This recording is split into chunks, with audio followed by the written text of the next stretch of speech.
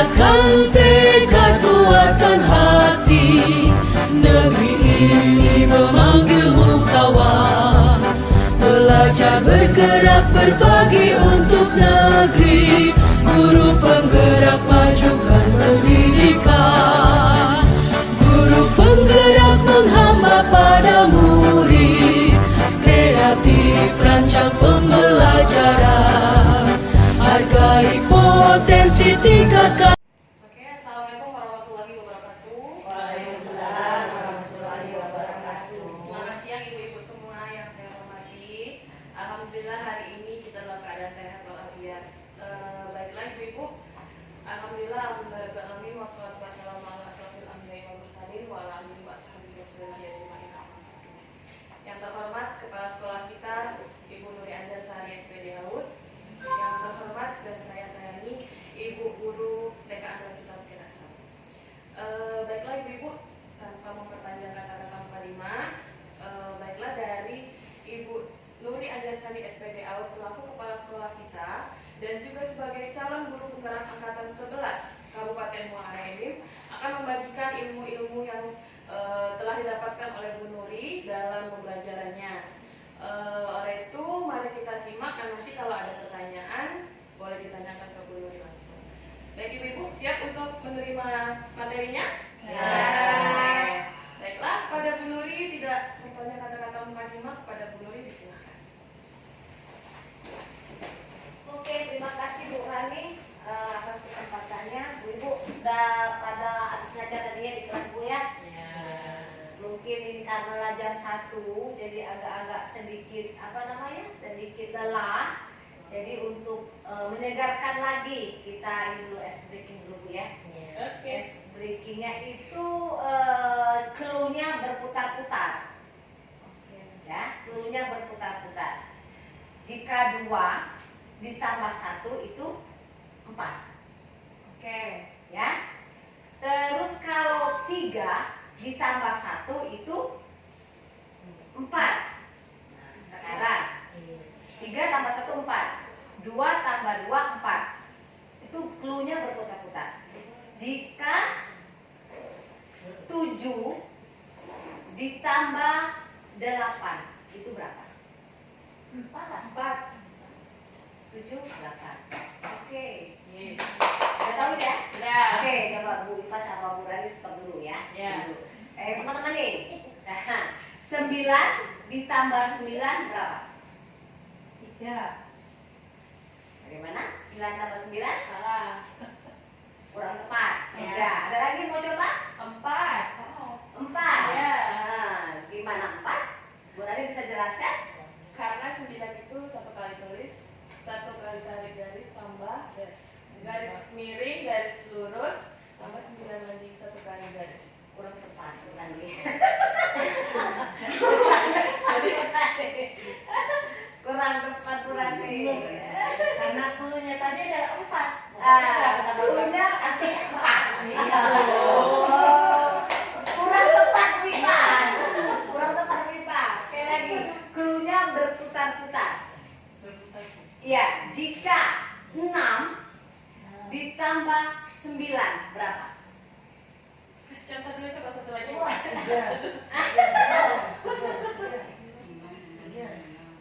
6 ditambah 9 berapa?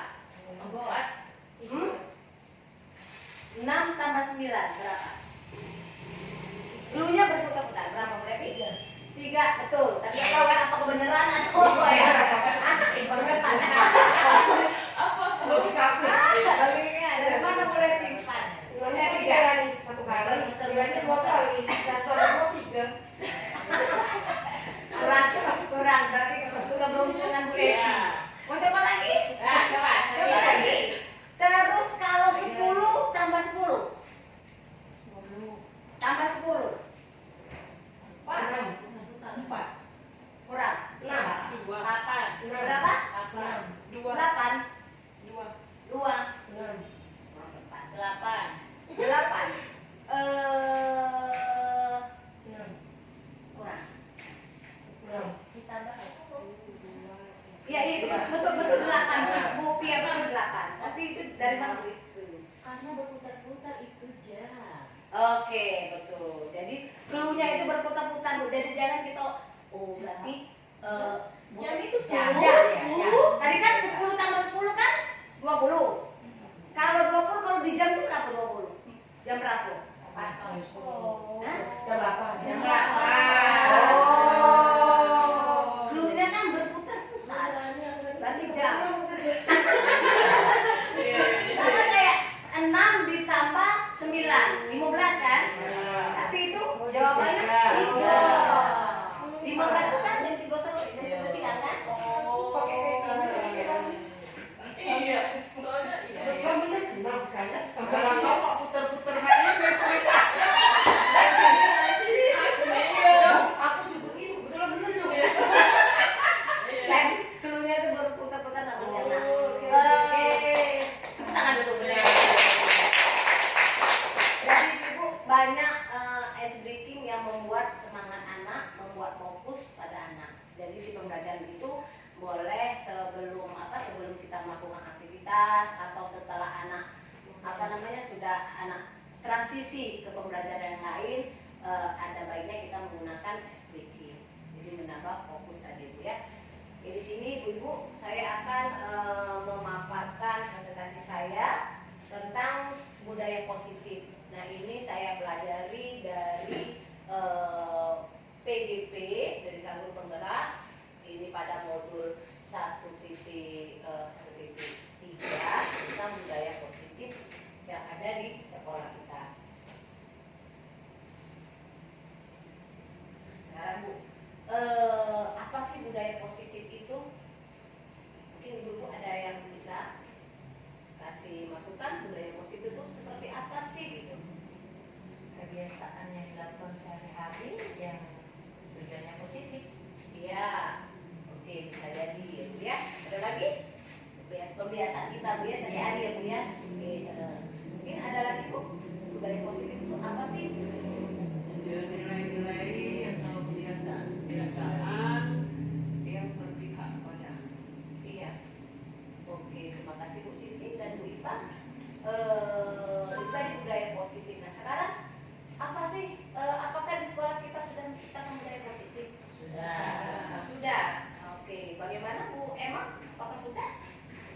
Maksudnya kalau pagi anak-anak datang ke sekolah salam sama bu guru, ya, terus kita sebelum belajar juga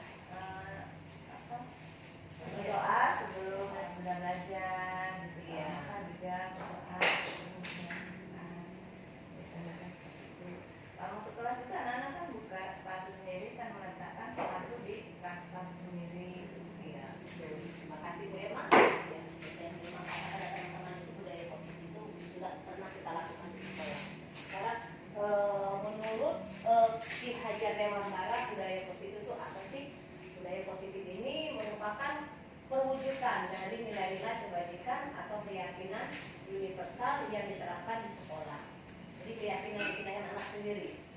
Terus selama ini barangkali kita sebagai guru merasa kewajiban mengontrol perilaku murid agar memiliki perilaku sesuai yang guru harapkan.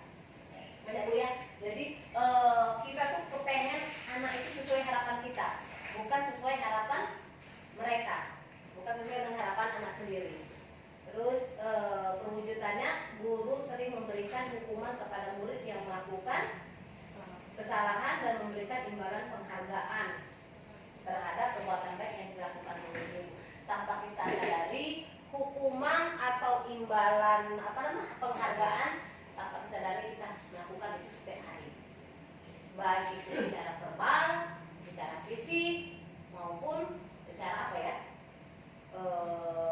perbuatan itu ya, tangan fisik tadi itu ya. Sama kayak penghargaan itu sebetulnya kalau untuk disiplin positif menurut Ki Hajar Dewantara itu kurang tepat. Nah, kita memberi reward itu kurang tepat karena pemberian reward itu bukan untuk memacu motivasi anak, tetapi anak-anak mengharapkan sesuatu, tidak ada pada dasar diri sendiri untuk berubah.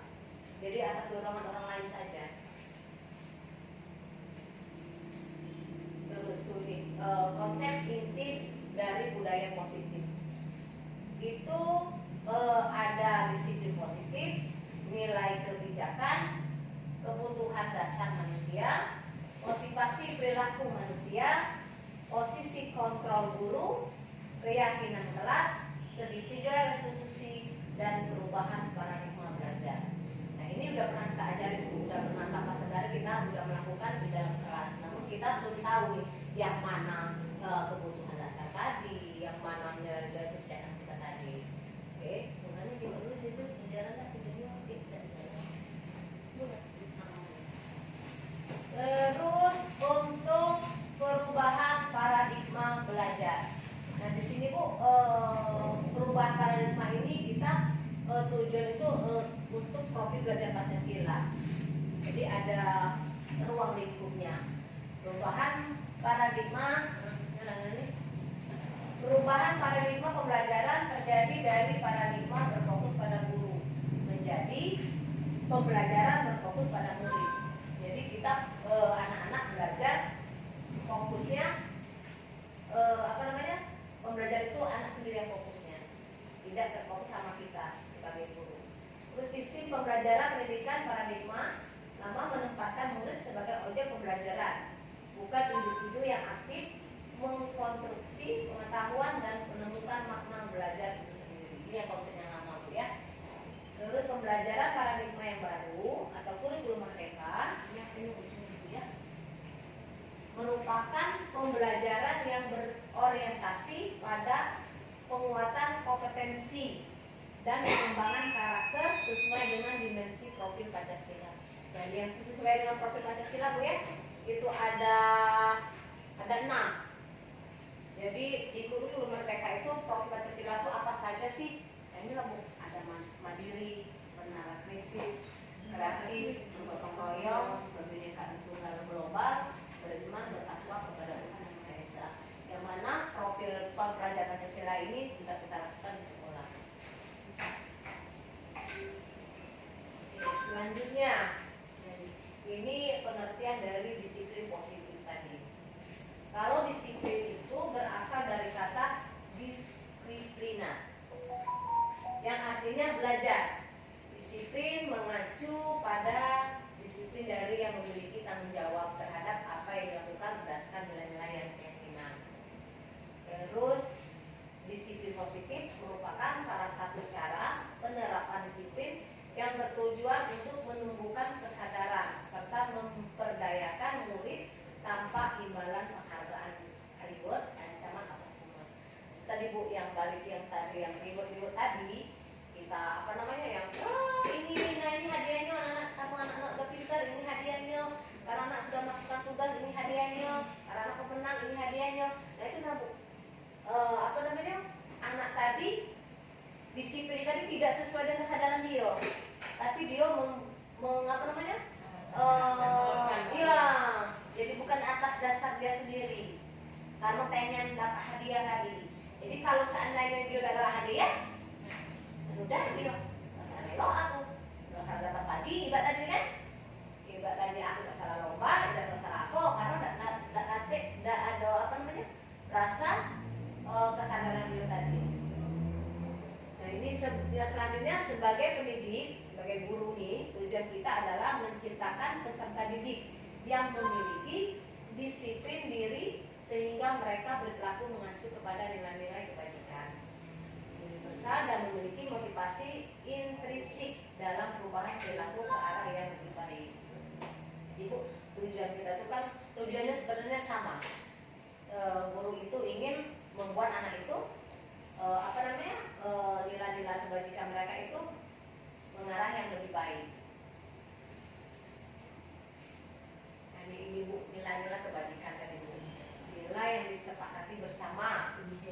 Ya, lepas dari suku bangsa, agama, bahasa maupun latar belakangnya.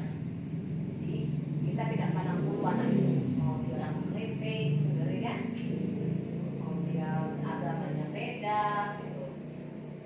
Nanti contoh kebajikan itu organisasi, institusi organisasi. Terus profil pelajar Pancasila, beriman dan bertakwa pada Tuhan Yang Maha Esa, berakhlak mulia, berpendidikan global, gotong royong, mandiri, kreatif, dan bernara kritis. tujuan dari profil Pancasila tadi. Oke, lanjut. Kebutuhan dasar manusia apa? Semua manusia itu ada kebutuhan dasarnya, sama kayak kebutuhan sekunder gitu ya. Nah, kalau ini kebutuhan dasar manusia adalah segala sesuatu yang kita lakukan untuk mendapatkan apa yang kita inginkan. Seluruh tindakan yang kita lakukan memiliki tujuan tertentu. Dan semua usaha terbaik yang kita lakukan adalah dalam rangka agar kebutuhan dasar kita terpenuhi dengan baik.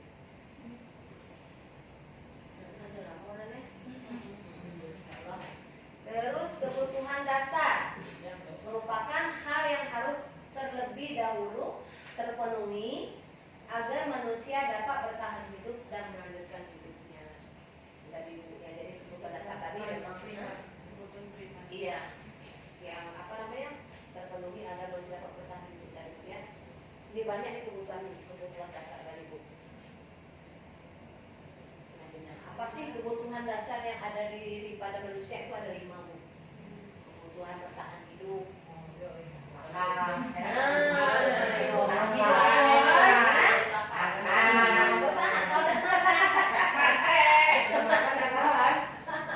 tidak ada tenaga gue. Terus sama kayak anak-anak kayak gini juga. Terus kebutuhan kasih sayang dan rasa diterima.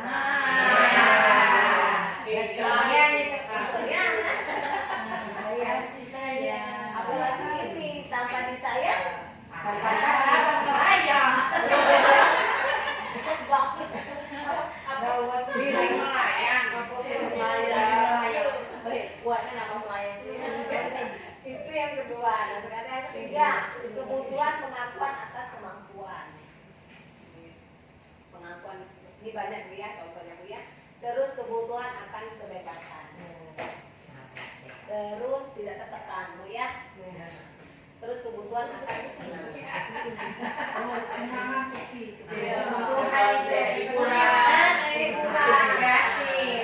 Kebutuhan itu mungkin ada yang bisa memberikan contoh nih. Yang pertama nih kebutuhan bertahan hidup.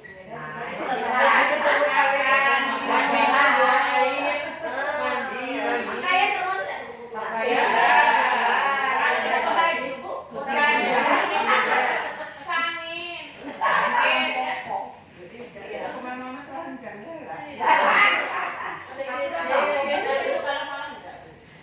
Nah, jadi anak-anak yang datang ke sekolah ini banyak yang menampakkan kebutuhan mereka itu.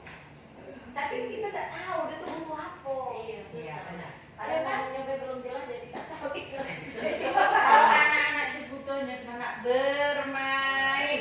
Nah, bermain itu dia bermain Bu ya. Dia bermain di lapangan. Dia keliling-keliling.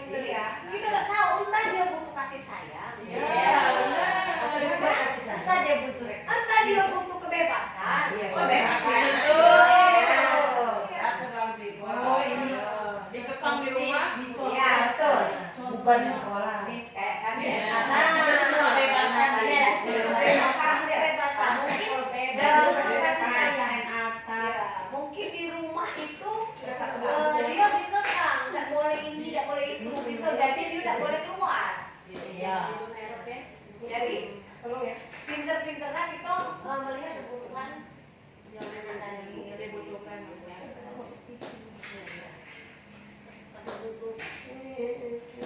Nah, ini motivasi perilakuan manusia. Ini ada menurut Deviane Gosen menyatakan ada juga motivasi perilaku manusia. Oke, kita ya tidak singkatnya udah enak dan bahasa Gosen. Sakit ya dalam. Terus ya ada 3 tadi. Yang pertama itu untuk menghindari ketidaknyamanan atau hukuman. Nah ini apa namanya? Untuk motivasi tadi ya. Yang kedua untuk mendapatkan imbalan atau penghargaan dari orang lain. Terus untuk menjadi orang yang mereka inginkan dan menghargai diri sendiri dengan nilai-nilai mereka yang percaya. Nah yang 2 ini yang ujung tadi menghindari ketidaknyamanan sama untuk yang imbalan itu motivasi ekstrinsik. Terus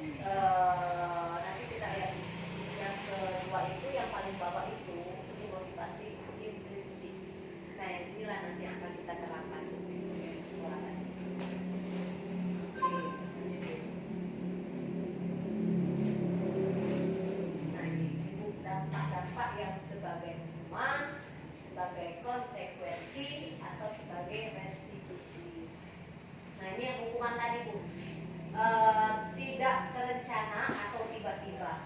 Nah, hukuman tadi Bu ya, ngomong yang anaknya yang mukul kawan terus kita hukuman udah anak-anak duduk di pojok sana, berarti kan jangan bergerak atau keluar dulu, akhir baru masuk, ada kayak gitu Bu ya. Nah, tanpa terencana. Iya, benar. Terus murid tidak tahu apa yang akan terjadi atau dilibatkan. Tidak dilibatkan. Jadi anak-anak tadi melakukan itu dia tidak tahu apa yang akan terjadi tadi. Terus bersifat satu arah. Nah, satu arah satu ke ini ya, ke apa namanya? Ke satu arah bersifat tadi. Terus merupakan hukuman fisik atau psikis. Terus kalau untuk konsekuensi itu ada 3, terencana atau disepakati sesuai dengan peraturan. Lanjut, murid tetap dibuat tidak nyaman. Terus sikap guru selalu memonitor murid. Ini masih sering kita lakukan Bu ya. Jadi kita akan mengubah dengan iya ya, karena kita titik nyaman tadi Bu ya. Jadi untuk mengubah sesuatu itu tidak gampang ya. Terus restitusi. Ini proses menciptakan kondisi bagi murid untuk memperbaiki kesalahan.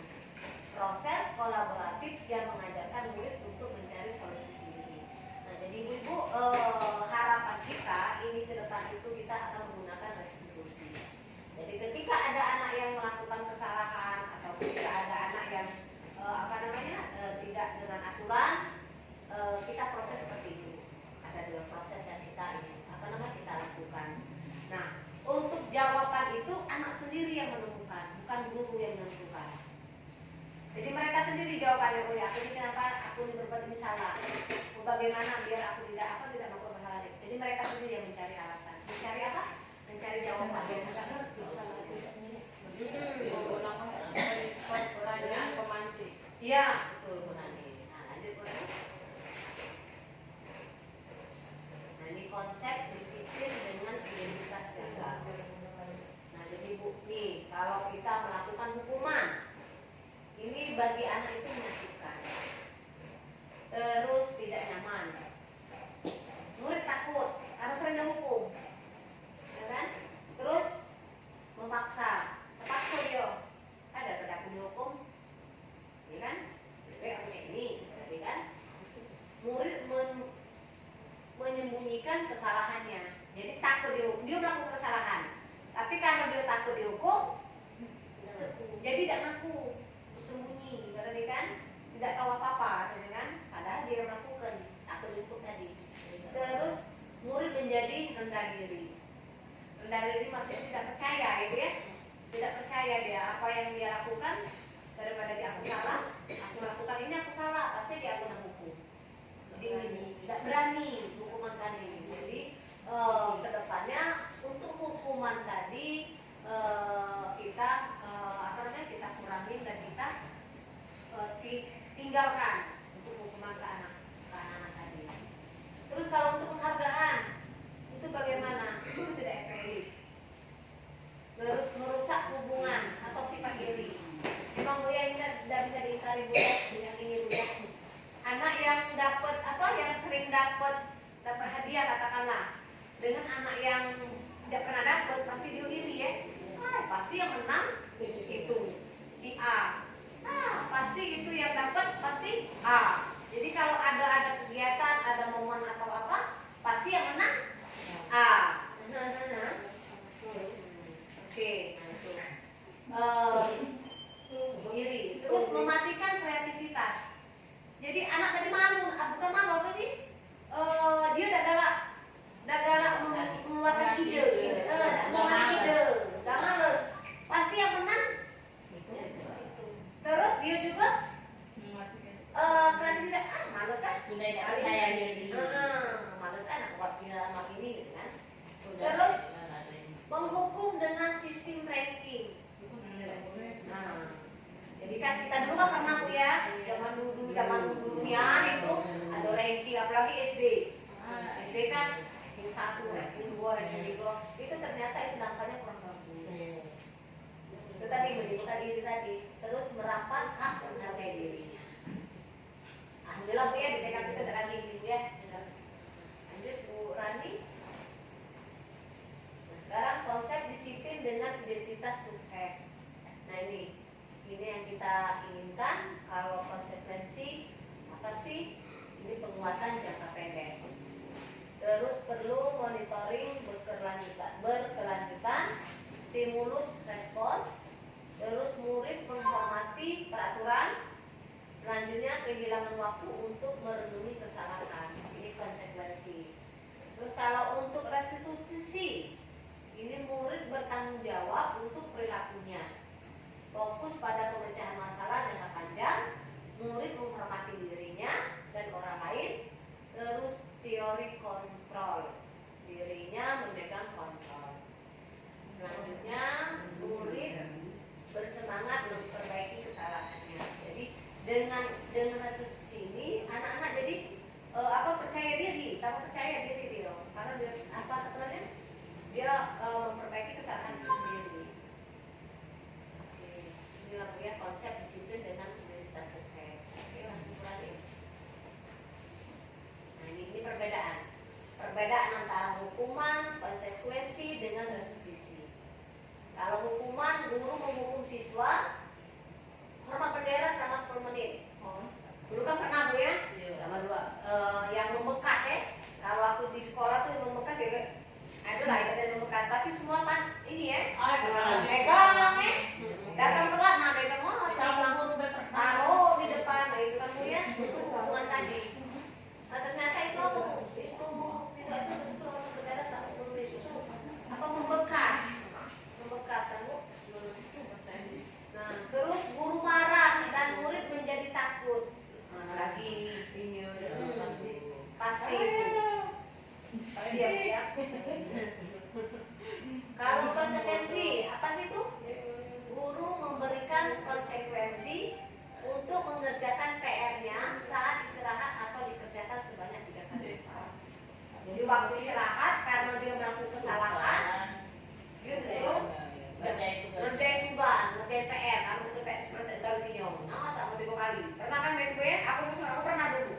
Saya tidak mengulangi sampai 3 lembar.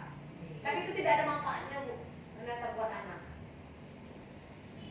Itu konsekuensi. Nah, kalau resus tadi, guru menanyakan keyakinan kelas dirinya dan membantu siswa menyelesaikan masalahnya sendiri. Guru terbuka dan siswa menghormati dirinya dan orang lain.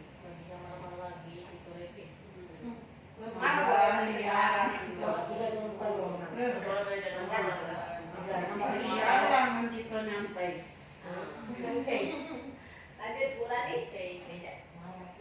Nah sekarang Bu, kita lihat Bu ya. Ini ada perbedaan hukuman dan konsekuensi. Tadi kan Ibu tahu kan hukuman tadi seperti apa, konsekuensi tadi seperti apa. Nah ini ada beberapa pernyataan atau kejadian, dan ini termasuk hukuman atau konsekuensi. Ya, yang pertama itu mencatat 100 kali di dalam konsekuensi. Terus lari mengelilingi lapangan basket 2 kali karena terlambat hadir di sekolah. Hukuman. Terus murid diminta untuk push up 15 kali karena tidak menggunakan masker. Hukuman. Menggantikan kertas tugas teman yang telah dicoret-coret. Konsekuensi. Ini membersihkan tumpahan air di meja tulis karena tersenggol pada saat belajar. Konsekuensi. Terus murid disusun untuk tidak mengenakan sepatu sehari di sekolah karena tidak mengenakan sepatu hitam. Hukuman. Lari mengelilingi lapangan basket 2 kali. Hukuman. Sekarang kita lihat Bu. Ingat Bu, kira-kira jawaban itu tadi benar enggak ini? Coba masing-masing ibu-ibunya. Tadi yang nomor 1 tadi aku hukuman. Ya tadi konsekuensi. Ya itu hukuman. Diingat. Pasti berbeda-beda kan? Dari Bu Yeti, Bu Kantur, Bu Siti, Bu Pia dan ibu sebagainya pasti berbeda-beda kan? Apa-apa tidak sependapat ini. Kayaknya bukan konsekuensi, aku nak hukuman. Kayaknya ini bukan hukuman, aku nak konsekuensi. Oke, saya kasih waktu 3 menit aku. Mengapa kan benar tak? Ini aku jawab pada tadi. Oke.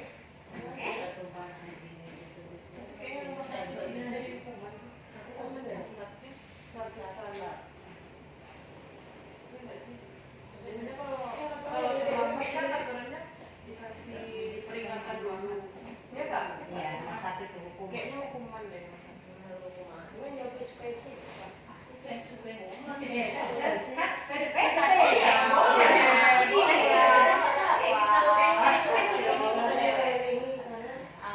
Apa namanya itu?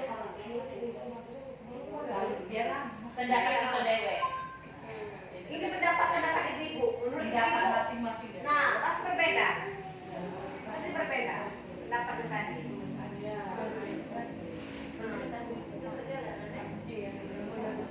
Oke, ada 1, 2, 3, 4, 5, 6, 7. Ada 7. Oke, 1, 2, 3, 4, 5, 6, 7. Oke, kita gini aja Bu ya. Yang nomor 1 tadi bukan tuh. Bukan tuh apa ini? Hukuman. Yang nomor 2 Bu Yeti. Itu hukuman. Hah? Hukuman. Yang nomor 3 Bu Siti. Hukuman. Nah, diingat Bu ya jawabannya Bu ya. Terus yang keempat Bu konsekuensi. Bu Lepi. Konsekuensi. Bu Emma. Boleh disuruh untuk tidak menggunakan sepatu saya di sekolah. Hukuman. Hukuman. Lanjut Bu Isti. Hukuman. Hukuman. Kita lihat jawabannya.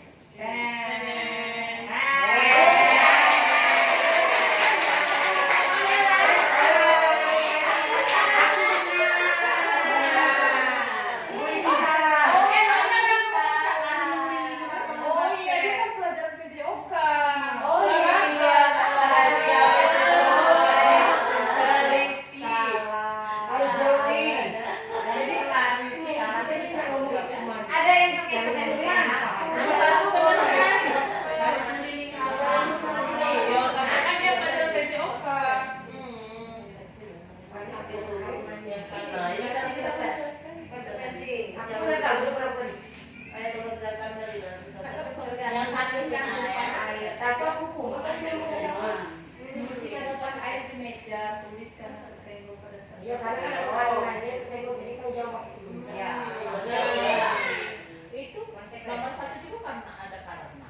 Apa bedanya itu? Tapi masalahnya kan dia tulis di situ. Konsekuensi. Saya akan terlambat. Itu kan masih hukuman. Jadi konsekuensi dia. Karena pelajaran PJOK. Kalau pelajaran Oke, matematika. nah ini posisi kontrol resolusi. Terus ini berdasarkan pada teori kontrol Dr. William Glasser ya. Terus Gosen berkesimpulan bahwa ada 5 posisi kontrol yang diterapkan seorang guru, orang tua, ataupun atasan dalam melakukan kontrol. Yang pertama, hukuman. Penghukum.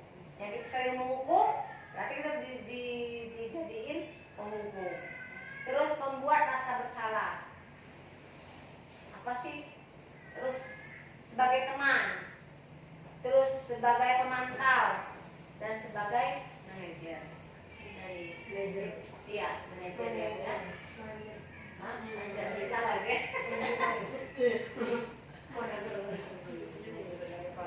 Nah, lanjut Bu tadi. Dan di posisi kontrol Bu tadi Bu. Dapat Ibu lihat gambar Ibu ya. Berbuat rasa bersalah marah. Jadi anak merasa bersalah, jadi sedih gitu ya. Terus sama kayak menghukum, gimana yang menghukum terpindah sebalik ya? Sekolah. Terus kalau kemana? Sebagai teman kan Ibu ya, sebagai teman. Terus sebagai manajer, terus sebagai pemantau. Nah ini Bu, posisi kontrol seorang guru ini nih setiap guru tuh pasti mempunyai ini. Tanpa kita tahu itu kita sebagai pembuat salah, kita sebagai manajer atau kita sebagai teman.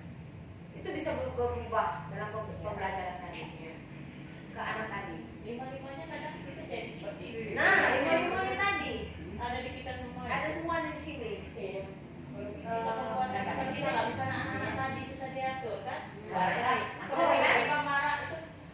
Duduk. Bisa nyadari padahal. Nah, kalau kita itu yang buat dia jadi makin Bersalah atau sebagai hukuman gitu kan?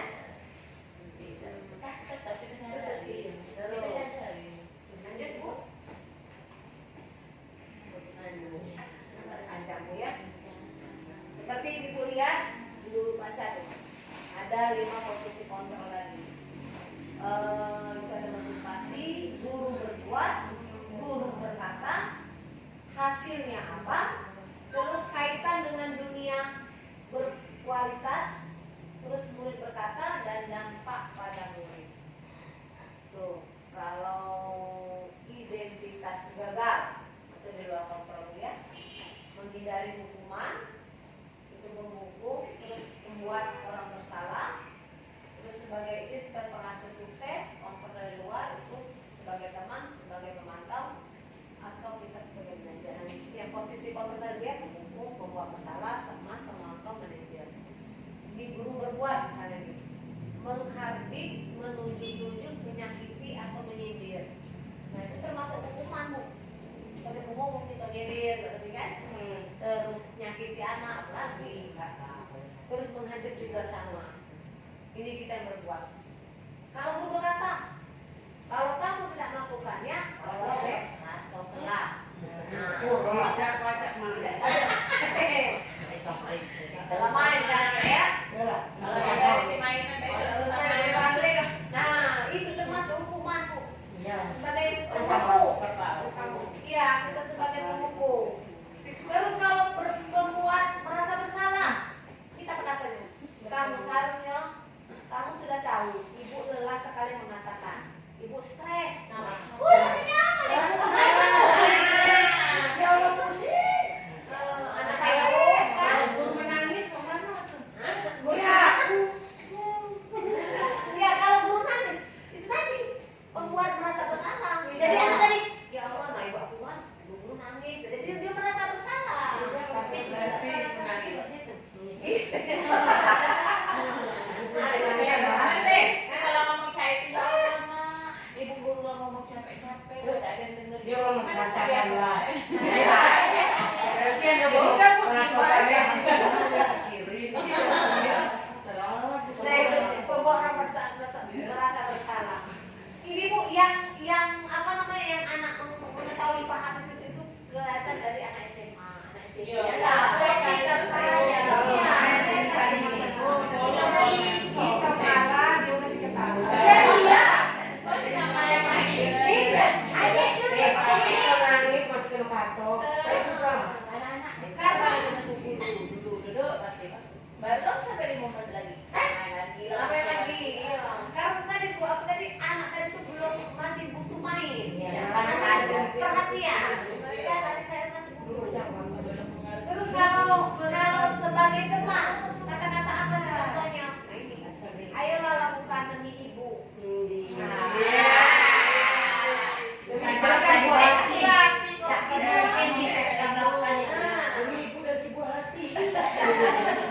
Terus masa kamu tidak mau? Ingat, tidak ibu pernah bantu. Nah,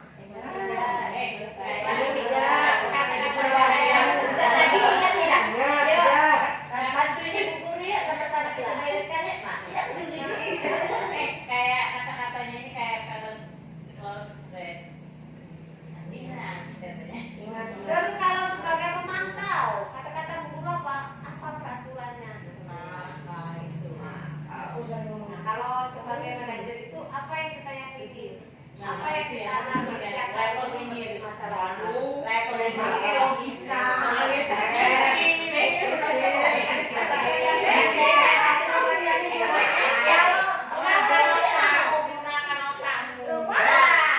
Kalau kata-kata kita mikir, nah itu termasuk apa? Oh, itu sebenarnya tuh. membuat orang merasa bersalah. Bimbingan anak tadi. Kesel kan dia. Nah, jadi dari kita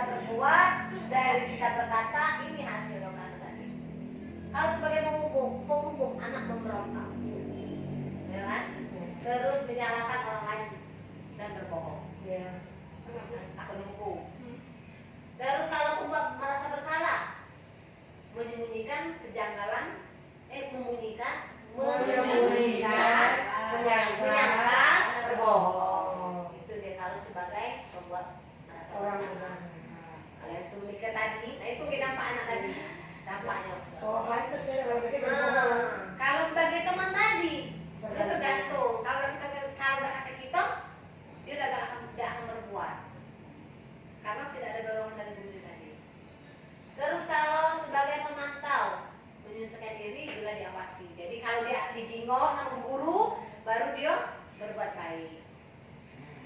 Ya kan? Dijingo apa yang tim ini pemantau dia caca apa? Caca sibuk. Caca sibuk, caca nulis, gitu kan? Caca nulis. Lagi apa bos? Itu bukan Itu sudah kita.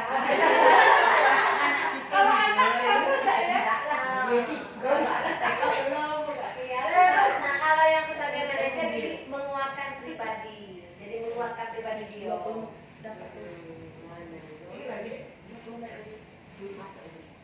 Terus kaitan dengan dunia berkualitas. Nah, kaitan ini kan dengan apa dampaknya? Ini perlu berbuat, ini yang kata-kata kita tadi, terus hasilnya seperti apa? Terus Kaitan dengan dunia berkualitas. dunia berkualitas tadi. Kalau sebagai penghukum itu murid meletakkan guru di luar dunia berkualitas. Terus kalau sebagai pembuat orang merasa bersalah, itu murid meletakkan guru di dalam dunia berkualitas. Tadi karena merelakan tadi ya, terus meletakkan. Sama kayak teman tadi, murid meletakkan guru di sebagai orang yang sangat penting di dunia berkualitas. Mantau murid meletakkan guru peraturan dan hukum di dunia berkualitas. Lanjut sebagai manajer itu murid meletakkan dirinya sebagai individu yang positif dalam dunia berkualitas. Kalau murid berkata, nih kalau hukum, biarkan saja, nanti juga marah-marah.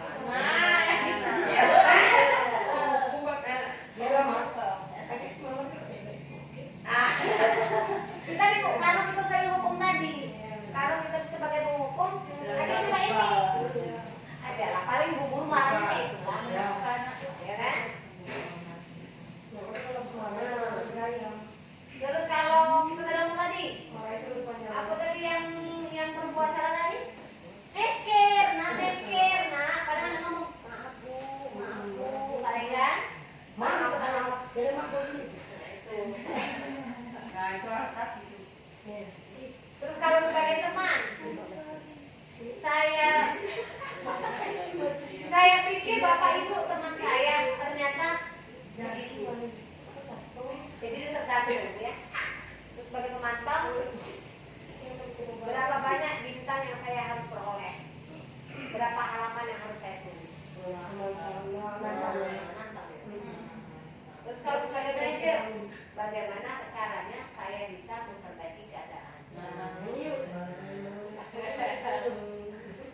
Terus dampak pada murid.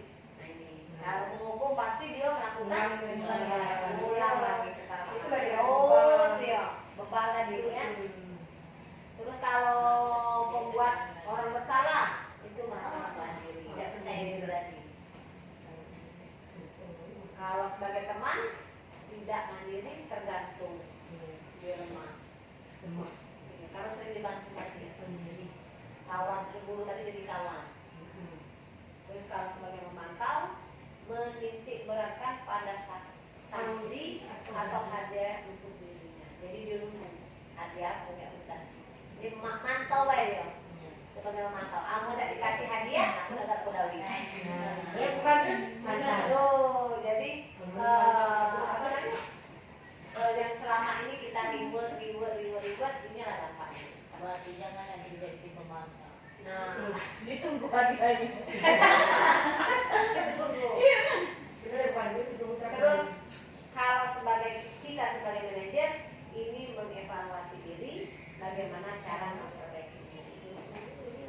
Jadi harapan kita semua Bu, kita pengennya ya manajer. Jadi manajer guru. KTCU. Jadi sebagai manajer nilai yang kita harapkan tadi, memang dalam seharian itu pasti kalau libur-liburnya pasti ada tambah di dalam. Cuma untuk menjadi manajer itu memang agak berat. Ya, agak berat. Terus kita harus tahu kondisi tadi cek mana Kondisi anak. Anak kita hadapi. Nah ini contoh penerapan 5 posisi kontrak. Contohnya itu kasus nih, siswa tidak memakai atribut lengkap saat upacara bendera.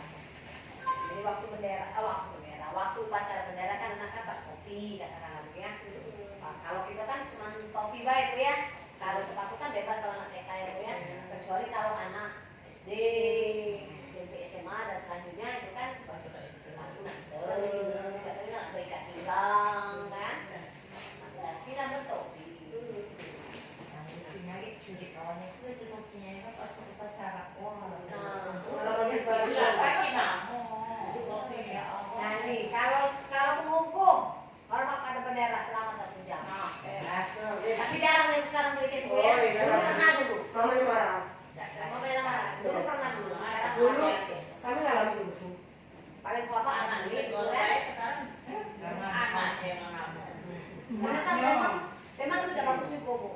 Kalau kita terapkan itu memang tidak Harusnya jangan 1 jam 2 jam. Ya. Bisa. Balik ke rumah sakit. Terus berapa kali ibu bapak harus memberitahu kamu? Kamu selalu saja mengecewakan bapak dan ibu. Kalau siapa RT lagi nih? Ini contoh contohnya. RT. Harus PRT. Harus ini tadi.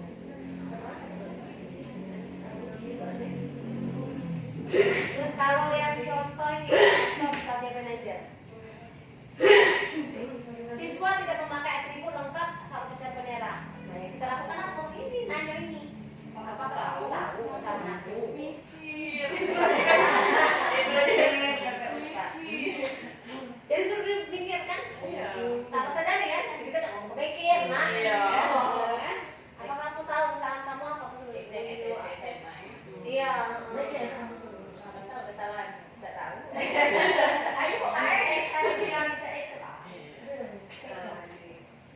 Terus bagaimana memperbaikinya dengan besok aku apa? Besok aku kalau pacaran pakai topi. Nah ini keyakinan kelas. Oke, keyakinan kelas ini beda dengan peraturan kelas.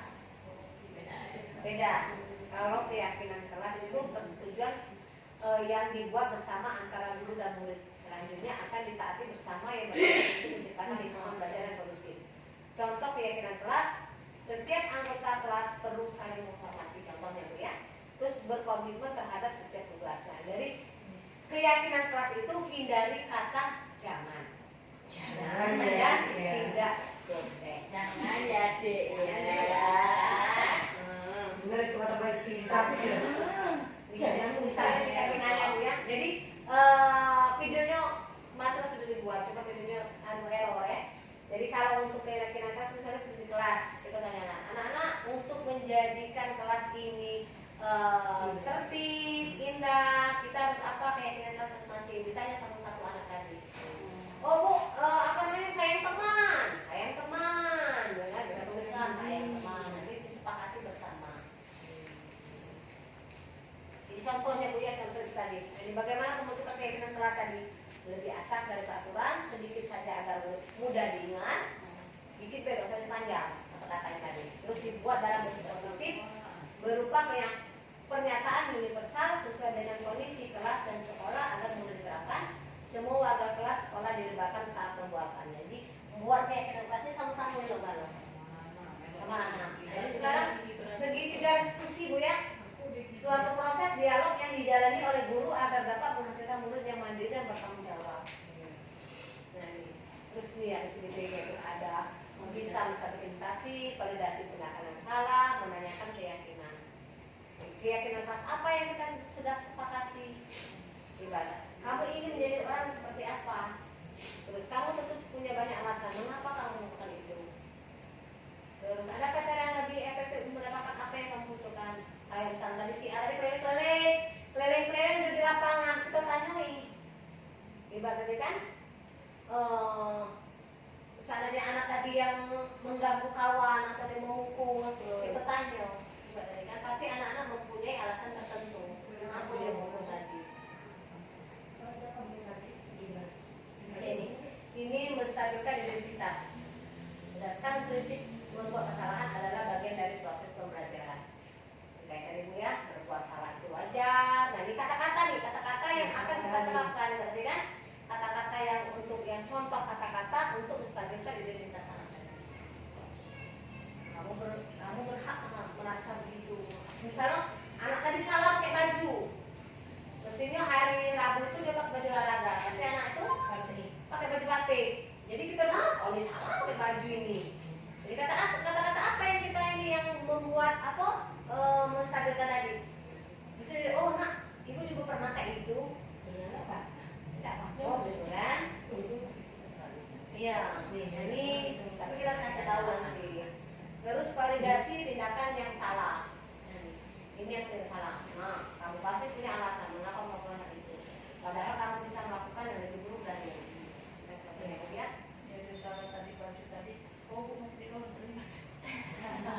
Mamaku salah Bu. Nah ini keyakinan kelas. Jadi kita kasih tahu dulu keyakinan kelas itu apa, gitu kan? Berarti apa gambaran sebuah kelas yang menurut kamu? Kalau untuk TK boleh siapkan gambar-gambar.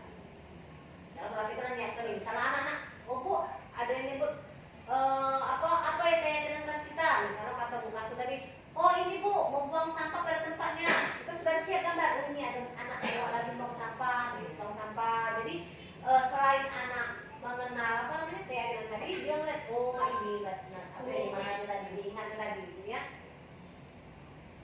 Nah ini contoh nih Bu ya.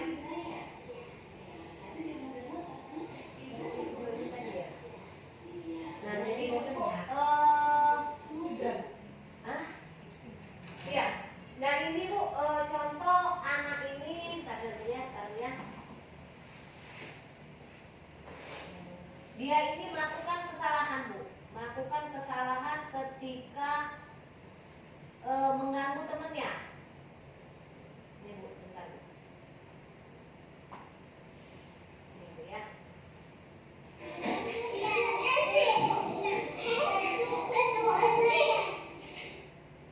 Jadi dia lagi main asik, lagi saking asiknya main, lalu Kak rebut. Nah ini apa namanya videonya Bu ya.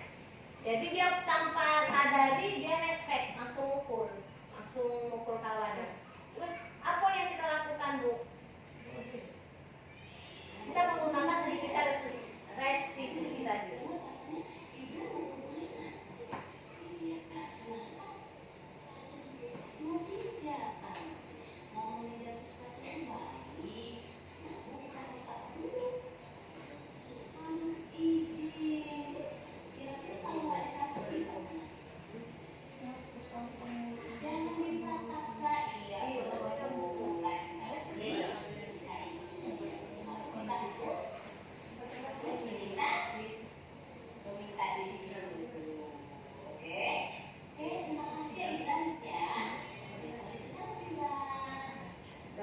Jadi apa namanya yang anak yang melakukan memukul dan terus anak yang apa namanya merebut mainan itu kita panggil dua-duanya. Kita tanya sesuai dengan segitiga. Kalau gimana Iya, restitusi. Nah ini yang anak yang apa? Yang mukul ya. ini tersangka yang korban ya? Dan jadi tersangka.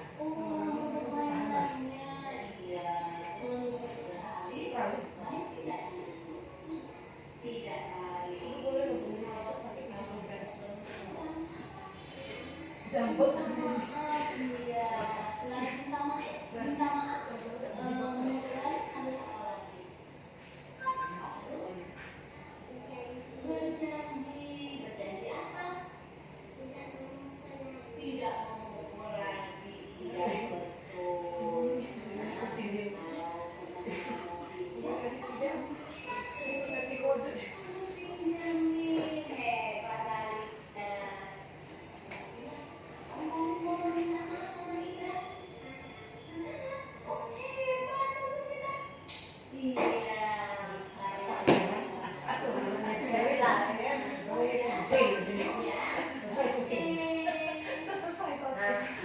Jadi Bu dari sini kan kita tahu alasan dia kenapa dia mukul. Terus mereka kita tahu apa namanya kita kasih jalan untuk menyelesaikan masalah tadi. Nah, mereka sendiri kayak menemukan solusinya seperti apa. Nah ini yang video yang terakhir ya.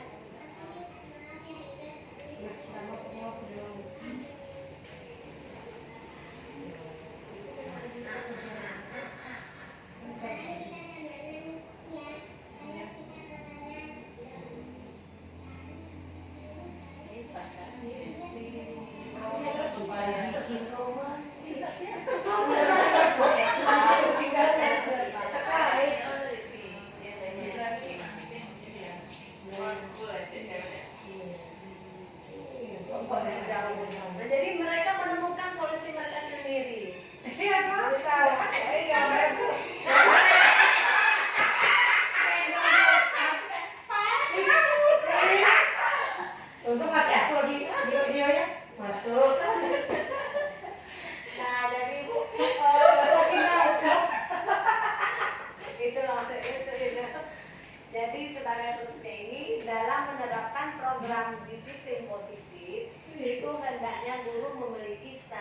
kepribadian profesional dan sosial yang baik, di mana guru mampu merefleksikan dirinya dalam posisi kontrol saat ini.